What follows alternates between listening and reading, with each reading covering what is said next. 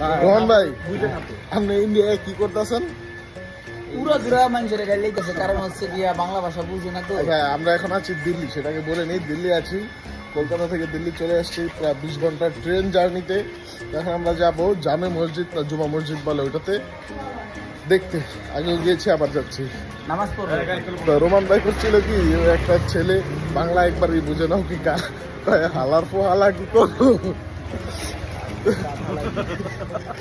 হাসে আর বলে যাতে রিয়াকশন বুঝে না, ভালো বলতেছে। ঠিক আছে, দেখা হবে জামে মসজিদ।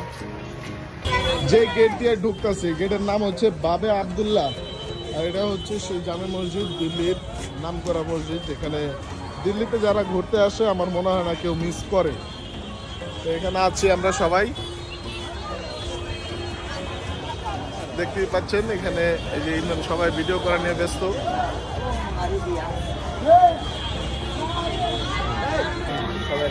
জামে মসজিদ দিল্লিতে আসলে মসজিদে আসে না আমার মনে হয় না এরকম কেউ আছে। মুসলিম যারা আছে বিশেষ করে বিভিন্ন ধর্মের সবাই আসে দেখতে।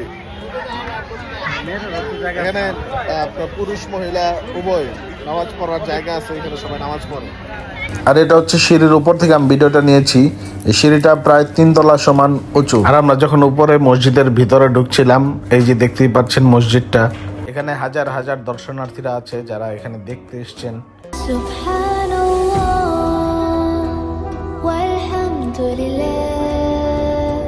যাই হোক, মসজিদ থেকে বের হয়ে আমরা ইফতারের গলিতে গেলাম। আর দেখছেন কি আয়োজন।